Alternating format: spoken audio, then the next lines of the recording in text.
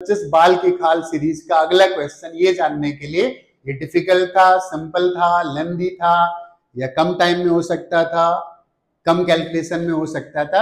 अभी मैं कोई अपनी ओपिनियन नहीं दूंगा, तुम्हारे सामने डिस्कस करूंगा।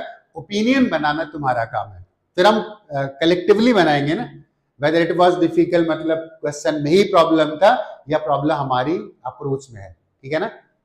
ये हाकार मुझे अच्छा नहीं लगा एक्चुअली, इतना जैसे बनाया गया ना, हाँ बहुत डिफिकल्ट है। No, it's not difficult, common question है, पूछा जा चुका है। सुनना, और टाइम ही बताता हूं कितना लगता है। Two identical charge conducting spheres A and B have their center separated by a certain distance. दो spheres है, किसी distance separated है. Charge on each sphere is Q and force of repulsion between them is F. तो charge Q दे रहा है, इनके बीच जो force लग रहा है repulsion का उसने दे दिया F. A third identical uncharged sphere is brought in contact with the sphere A first and then with B and finally removed from both. पहले A से टच कराता है, फिर बी से टच कराता है, फिर चला आता है। और उसने बोला radius of A and B negligible as compare to the distance between, ताकि इनका इफेक्ट नहीं आना चाहिए इंडक्शन का, so that the calculating force between them can be considered as point charges is best given by.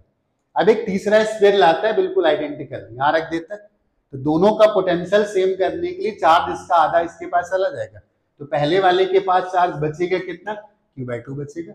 अब ये वाला इसके पास जाएगा, तब तक इसके पास चार्ज आ चुका होगा कितना, Q/2, फिर आधा आधा डिवाइड होगा, then what is the total charge, that total charge is 3Q/2, और उसका आधा कितना होगा, Q plus Q/2 is 3Q/2, उसका हाफ करेंगे तो 3Q/4, तो इसके पास जो चार्ज अब बचेगा ना, that is 3Q divided by 4।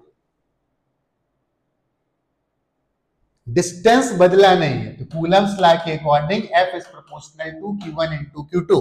पहले Q1 Q2 का मल्टीप्लिकेशन क्या था, Q इनटू Q, और अब Q1 Q2 का मल्टीप्लिकेशन कितना आ रहा है, that is 3Q² divided by 8। और Q1 Q2 अगर 3/8 टाइम्स हो चुका है तो इनके बीच लगने वाला रिपल्सन फोर्स भी 3/8 टाइम्स हो चुका है। इसका मतलब A part is the correct answer. What's your conclusion? Whether this question was difficult? No.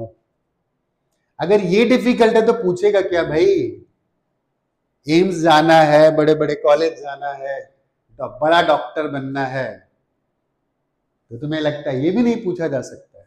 No, problem approach की है, पेपर इज इजी। हाँ, फॉर्मूला बेस्ड नहीं, तुमने सीधे वैल्यू पुट करे और आंसर आ गया, ठीक है ना, वो उसने पूरी तरीके से अवॉइड कर रखा है। जिस मोड में हम सब प्रिपेयर कर रहे हैं ना, that is a wrong mode, ठीक है ना।